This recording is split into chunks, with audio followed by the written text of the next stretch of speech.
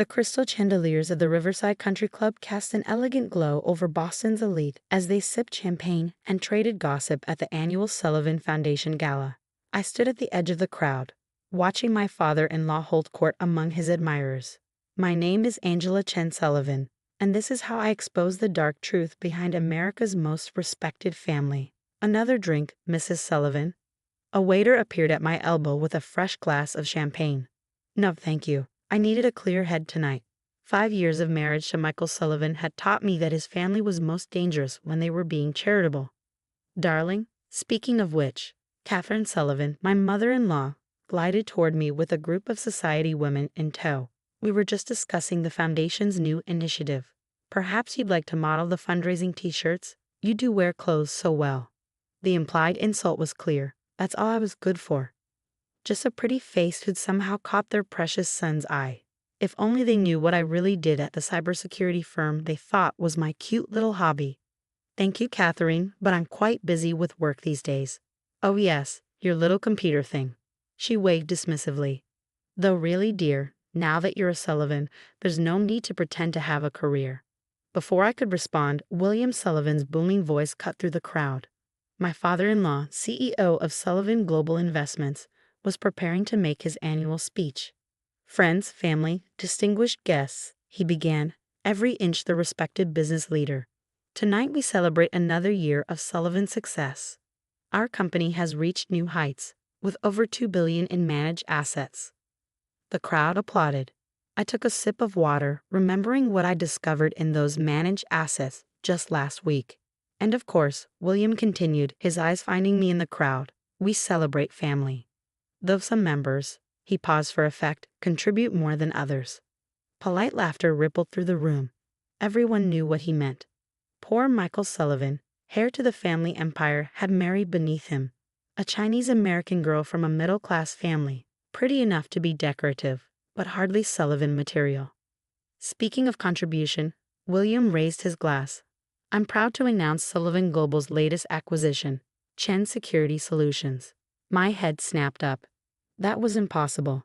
My brother's cybersecurity firm wasn't for sale.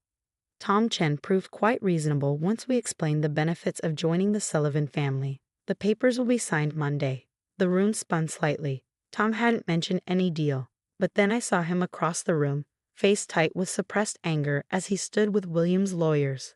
A toast, William proclaimed, to bringing strays into the fold. More laughter, more knowing looks. I felt Michael's hand slip into mine, squeezing gently. He knew what his father was doing, consolidating control over both his son's wife and her family's business. But William Sullivan didn't know what I knew. 3 days earlier, while running a standard security audit for Sullivan Global, I discovered something buried in their secure servers. Hidden accounts, falsified records, a massive web of financial fraud spanning decades. The acquisition of Chen Security Solutions wasn't about business, it was about silencing the one company that might expose their crimes. Angela, Tom appeared beside me, his voice low. We need to talk. Now. We slipped away to the club's garden terrace. In the fading evening light, my brother looked exhausted. They're blackmailing me, he said without preamble. They found out about Dad's old legal troubles in Singapore. Said they'd make sure he spent his retirement in prison unless I sold. Our father's legal troubles had been a misunderstanding, cleared up years ago. But the Sullivans were masters at twisting truth into weapons. The deal's not final, I said. We can still. There's more. Tom glanced around before continuing. Last week, our systems detected unusual patterns in Sullivan Global's accounts. I started dating, but then they came after Dad. Angela, I think they're running a massive fraud scheme, I finished. I know. I found it too. He blinked. How? Because, dear brother, while they think I'm just playing at having a career, I've been running CSS's International Cybersecurity Division for the past 3 years. Tom's eyes widened. Does Michael know that his trophy wife is actually a certified ethical hacker who specializes in exposing financial fraud? No, I've been waiting for the right moment. And now? I smiled, thinking of the evidence already safely backed up on secure servers. Now we have a choice to make. Back inside, William was still holding court, explaining how generously he'd deal with Chen Security's outdated management. Angela, darling, Catherine called out. Come tell everyone how excited you are about the acquisition. Though of course you probably don't understand all the complex business details.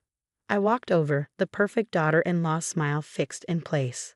Actually, Catherine, I understand quite well. In fact, I raised my voice slightly, ensuring William could hear.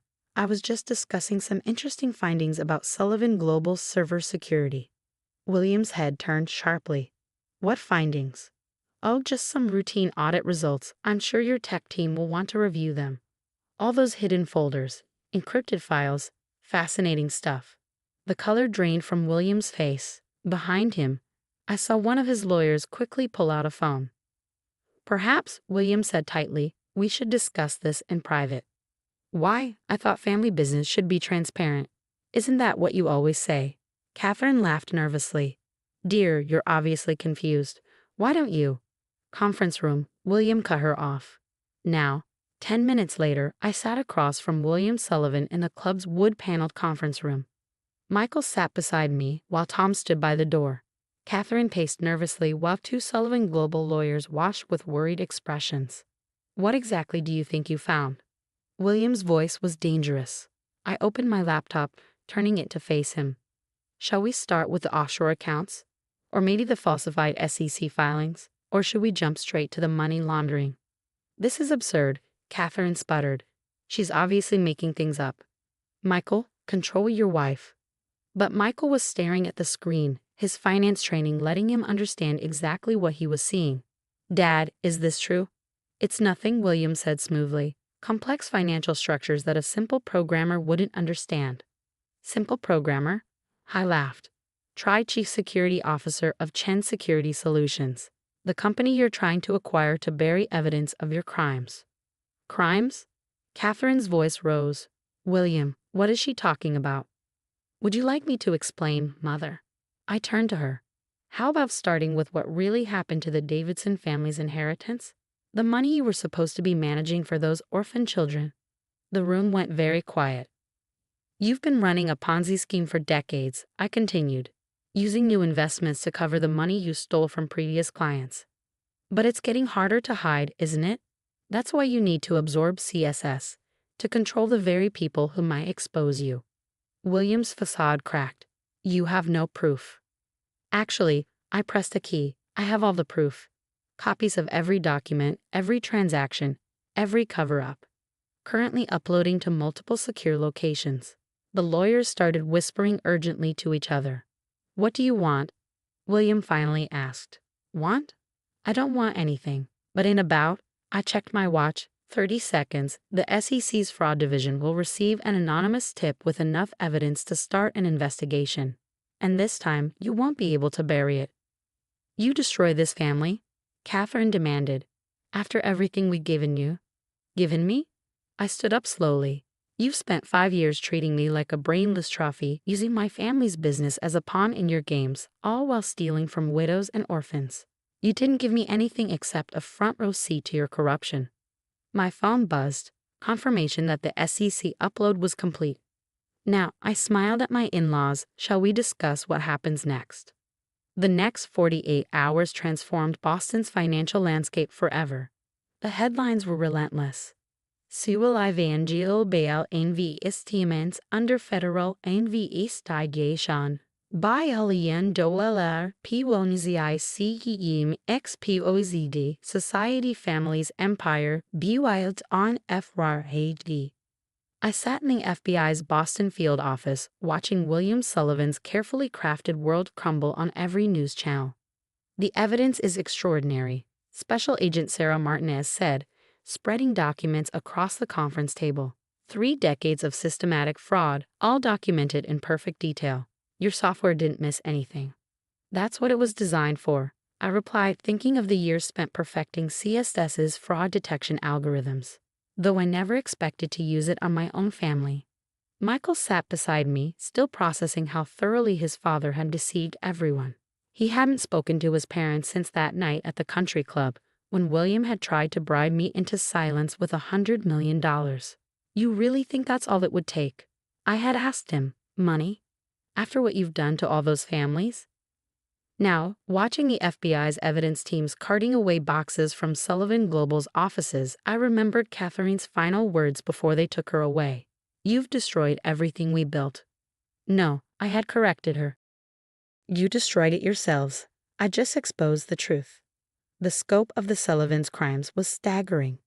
Over 30 years, they had stolen more than $2 billion from their clients, using new investments to pay off earlier victims while pocketing hundreds of millions for themselves. The Davidson Children's Trust Fund was just the tip of the iceberg. There were dozens of similar cases: elderly retirees, widowed spouses, charitable foundations. The Sullivans had stolen from them all, counting on their sterling reputation to deflect suspicion. "Mrs. Sullivan Chin." Agent Martinez's voice pulled me back to the present. "There's something else you should see." She slid a file across the table. Inside were surveillance photos of meetings between William Sullivan and members of Boston's organized crime families. The money laundering wasn't just about hiding their fraud, she explained. They were cleaning cash for some very dangerous people. Michael's face hardened. "That's why they pushed so hard to acquire CSS. They knew your security systems might detect the criminal connections." "Exactly." I squeezed his hand. "I'm so sorry, Michael. I know this isn't easy." He managed a small smile. "My wife, the secret cyber vigilant. When were you going to tell me?" "I tried several times, but your mother always interrupted with some comment about how a proper Sullivan wife shouldn't worry her pretty head about business." The memory of Catherine's condescension triggered another thought. The foundation gala, all those charities they claimed to support. Was any of that real? Agent Martinez shook her head. The Sullivan Foundation was their biggest scam. Less than 10% of donations actually went to charity. The rest was funneled through shell companies back to their personal accounts. My phone buzzed. A message from Tom. "You need to see this. Mom and Dad's house now." At our parents' modest suburban home, Tom was waiting with his laptop. "Remember how the Sullivans threatened to revive Dad's old legal troubles in Singapore?" I nodded. "Well, I did some digging. Guess who was really behind those troubles 20 years ago?" The evidence was clear. William Sullivan had orchestrated the entire incident, creating legal problems for our father and then helping to resolve them. He'd been laying groundwork for decades, collecting leverage over potential threats. "He was playing the long game," Tom said. "Probably started watching us as soon as you and Michael got serious." "But he never watched closely enough," I replied. "He was so convinced I was just a trophy wife that he never bothered to check what I was really doing at CSS. The next few weeks were a blur of federal investigations, asset seizures, and family drama. The Sullivan empire was dismantled piece by piece. Their mansions, yachts, and art collections were seized. Their social standing evaporated as Boston's elite rushed to distance themselves from the scandal. The victims began coming forward. I sat through dozens of interviews, hearing stories of lives destroyed by the Sullivans' greed. The Davidson children, now adults, had grown up in poverty while William and Catherine lived in luxury on their stolen inheritance. But it was the smaller betrayals that cut deepest. At the emergency board meeting of Sullivan Global, we discovered that even the company's legitimate employees had been victimized. The Sullivans had been stealing from their pension fund for years. Michael threw himself into making things right. As the only Sullivan not implicated in the crimes, he worked with federal authorities to help recover assets and compensate victims. The guilt of his family's actions drove him to work 18-hour days, determined to salvage something positive from the wreckage. 3 months after their arrests, I sat across from Catherine in the federal detention center. She had requested the meeting, though I couldn't imagine why. "You must be very pleased with yourself," she said bitterly. "You've destroyed a dynasty." "You destroyed it yourselves," I replied calmly. "I just chose not to be complicit. We gave you everything: status, wealth, a place in society. And this is how you repay us." I leaned forward. "You gave me nothing but contempt and condescension. You saw me as a pretty ornament for your son, too stupid to understand your complex business dealings. That was your mistake. Our mistake was letting Michael marry beneath his station. No, your mistake was believing that status and wealth matter more than integrity. That's why you never saw me coming. You were so busy looking down on me that you didn't notice I was looking right through you." As I stood to leave, she called after me, "He'll never forgive you for this. A wife doesn't betray her family." I turned back. "You're right. A wife doesn't betray her family. That's why I stopped you from destroying mine. 1 year later, Michael and I stood in the newly renovated offices of Chen Sullivan Securities. The company combined CSS's cybersecurity expertise with the legitimate remains of Sullivan Global, creating something new from the ashes of scandal.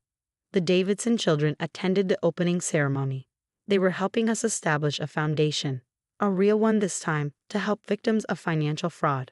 The eldest, Sarah, now worked in our legal department. You know what's ironic? Michael said as we watched the sunset from our new offices. All those years they spent teaching me about power and status, and it took losing everything to show me what really matters.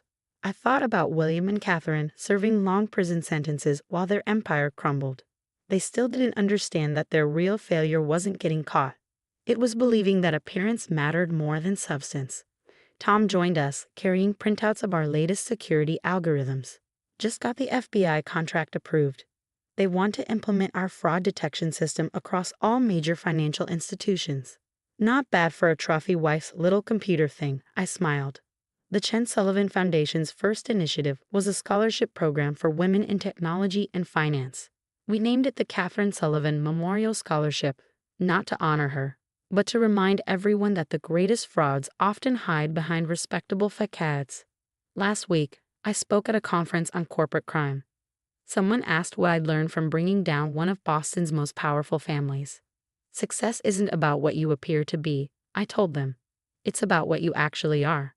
The Sullivans spent so much time maintaining their image that they forgot to maintain their integrity. Michael and I are expecting our first child next spring. When they're old enough, we'll tell them the whole story, not to dwell on past wrongs, but to teach them that true worth isn't measured by social status or bank accounts. It's measured by what you do when faced with a choice between easy wrong and difficult right.